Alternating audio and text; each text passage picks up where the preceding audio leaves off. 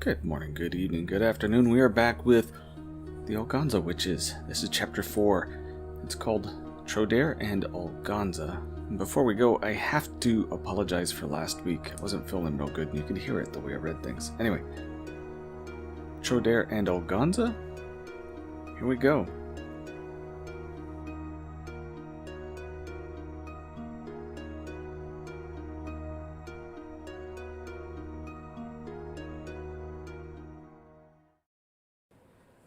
It might have been the blueberry wine, or the longing for his betrothed, but the consequences remained consistent for the youngest of Vin.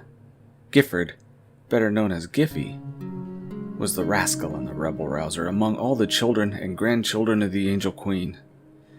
Since the age of 13, he was never known to be quiet, to study as ought a royal, or attend to any of his duties except combat, to which he excelled.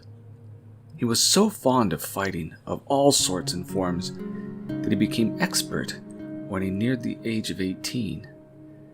Now at 22, he searched for more thrilling challenges in drunken fistfights and showing off his considerable strength to whoever would bother to regard him.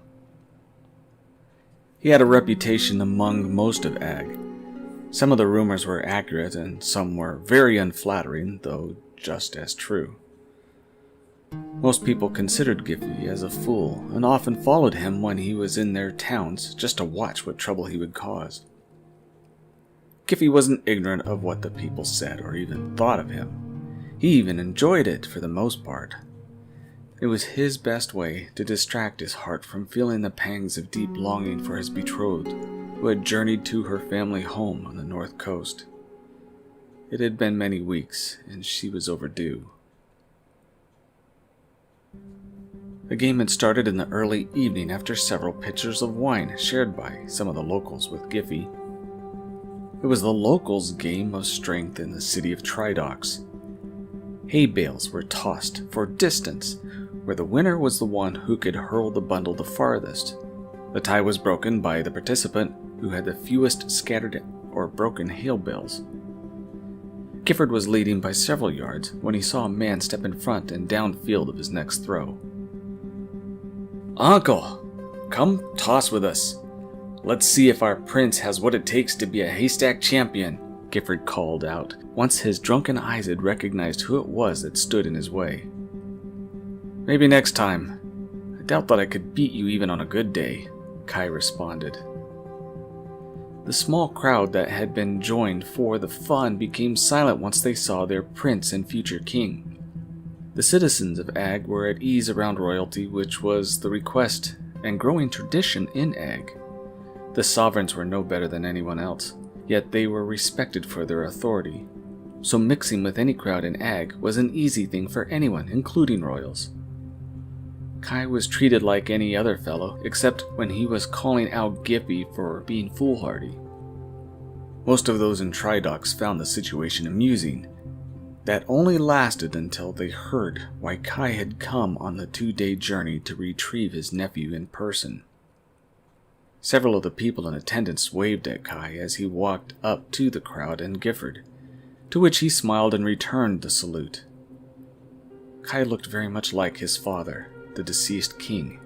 He was well built, had a chiseled and handsome face and very thick wavy blonde hair. Most of Ag were blonde, with a splattering of browns and blacks and redheads. The Trodaer, however, had a unique and striking mane of red as a distinctive feature. Kai was used to the stares that he got from both men and women, since he had no such color to his hair. It was a bit of a burden this evening, as he was the bearer of unfortunate news. "Gifford, we need to be on our way home. You are urgently needed to find your brothers and cousins and bring them back home." After making his last toss of hail in hopes of beating his record for the evening, Giffy looked at the distance with disappointment. He then spoke to his uncle. "Urgent? What's more urgent than winning? You really should try your hand at this." Kai put his hand on Gifford's shoulder as an impassioned plea for a moment of serious attention. "Son, we are being invaded on 3 fronts. Knowles has been killed. Ebbenberg has fallen, and Cyrodiil is in serious jeopardy of being next. Your people need you." The gathered crowd heard the words of their prince and gasped with the tragic news. It had also seemed to sober Giffey up considerably. "I'll be ready in 5 minutes." "Where are your brothers and my sons?"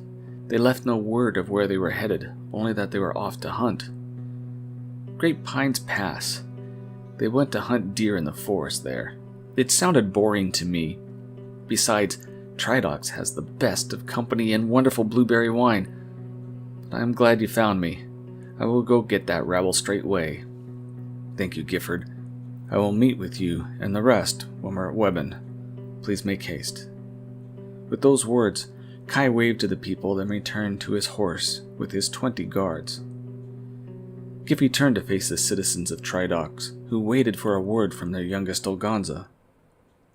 "Might I suggest, good folk, that you would be about making ready for war. Please do what you can to share your food with the other towns. The loss of Ebbenberg will be felt for a long time. We will avenge those who have fallen, but we will need food. Oh, and by all measures, I won the game. Now, as much as it brings a struggle within me to say this, let us be about more serious work. Long live Ag!" His last words were a shout that brought on a roar in reply. There was pride for Ag in Trodaer, and Giffey hoped it would spread confidence throughout the kingdom. Just under a week's time, Giffey rode alone into the forest of the Great Pines Pass. He knew the area well, as did all the Trodaer. These grounds had been tracked and hunted through for nearly 100 years, with each generation passing on the knowledge of the previous. The forests were where all Trodaer felt most at home. The grandchildren of Hannah were no exception to the last. Forest homes, forest life and seclusion offered quiet, peace, and a type of harmony with nature and those who were chosen to share their home that could be found nowhere else. A few ancient Trodaer chose the sea for their solitude, but most found life among the thick and eldest trees to bring their greatest calm. Far from most roads, and near where the hill slopes higher into the mountains, there was a hidden castle home of the family. It was small, very well protected from view, and a favorite place for the cousins to stay for days at a time. On each visit to the hidden home, the cousins made it a point to quarry at least a dozen more stone blocks and place them for future expansions of the small but growing castle. In time, and over a few generations, they expected to have a large and beautiful palace as a refuge for the Trodaer for the future. This was where Giffey found his cousins, placing several newly hewn stones to finish a foundation for a grand and new wing to their place of residence. "Well, you slackers, where's the roasted venison? I bring wine from Trodaer, and all I see is a group of jesters playing with stones," Giffey called out on his approach. "Hey, pup, give us a hand over here before you go off slacking again." The oldest of the cousins, by the name of Timothy, was struggling with 3 others of the cousins to place a half-ton block. "Only like me for my muscles, I understand." It was a jest that he said in reply. He dismounted his 4-horse wagon to assist in the labors. "What's in the wagon, Giffey? Just wine? Or did you cheat again by bringing a side of pork or beef?" Reynold asked while helping move the large block from the transport cart to the foundation of the new addition. "Oh, there's wine aboard. It's a particularly good year for it, too. There's a few other things, but they can wait till these stones are in place." Giffey grunted out the words under the exertion of lifting his corner of the heavy stone. "If I had known you would be working so hard, I would have stayed away for another day more. But in truth, if I had known you would be working the foundation for this visit, I wouldn't have stayed away. It was Colin's idea. He had this planned out before we arrived and only told us a few days ago. But as you can see, it's a good plan. Things are going better than he had described," Rafford responded. He was one of the 5 cousins that had the red hair of his grandfather and mother. His beard was as thick, red, and wavy as it was on the top of his head. With the final stone put in place for this trip, the cousins made ready the evening meal of a spit-roasted pig. They had found no deer in this hunt, but there was a group of several wild pigs not far from their camp. They saved the largest for this evening. The gathering had brought good fun and joy. So good was the start of the evening, but so unfortunate was the latter half as Giffy explained his errand from Kai. Once the 8 cousins had found their place at the table, only lacking Braid and the other 2 lady cousins, Giffy opened up about his orders. "My brothers, Kai has asked me to find you and bring you home earlier than planned. Senton has joined with Dundref. They have razed Noel's kingdom, obliterated his people and lands. Recently they sacked Ebbenburg. Kai fears that Cyrodiil will be next. There is also news of the whereabouts of the rogue mage. I brought your armor and swords aboard my wagon. Tomorrow we go to defend our home." The men took their time absorbing the news of dire futures. The threat to the peace of the land was only held by the strength of Knowles. Now that it had fallen, there was nothing to stop the march of Senton and Dundref across the entire continent. There were 3 mages that remained alive, but only 2 could help. Queen Hannah had powers that could heal entire armies if her strength held out.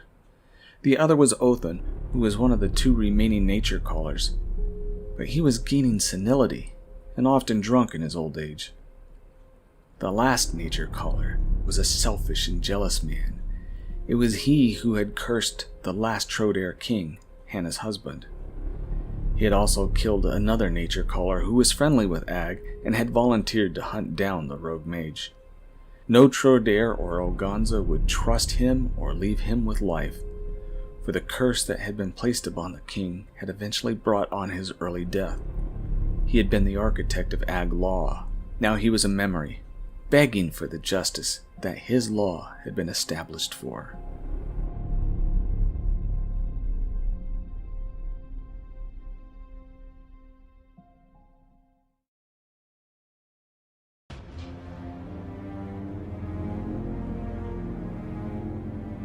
End of Chapter 4.